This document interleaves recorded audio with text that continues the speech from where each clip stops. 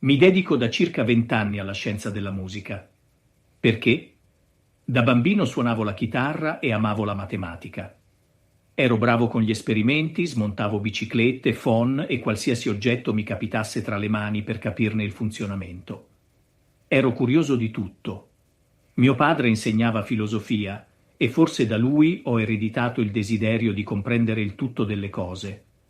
Ho iniziato a suonare la chitarra a 5 anni, guidato proprio da mio padre, chitarrista e cantautore amatoriale.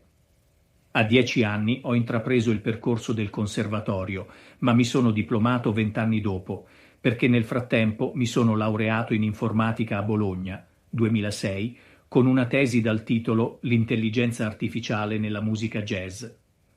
Sono nato a Crotone, terra di Pitagora, e dopo la laurea sentivo che non mi bastava ancora.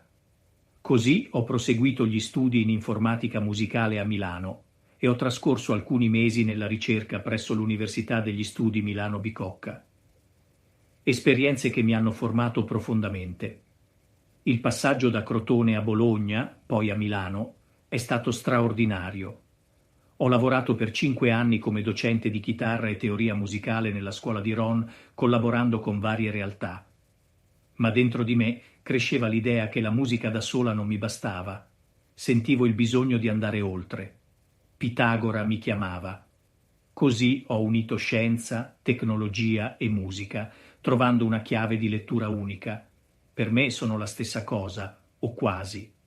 Ho iniziato dedicando un disco strumentale a Pitagora, poi alla famiglia Galilei, Turing e altri grandi pensatori, delineando nei miei album la storia della scienza della musica.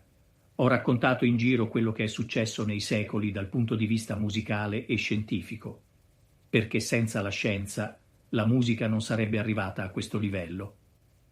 E sì, che ci crediate o no, in questo libro ve lo racconto.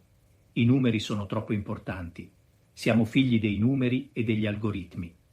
Forse sono questo, un matemusicista.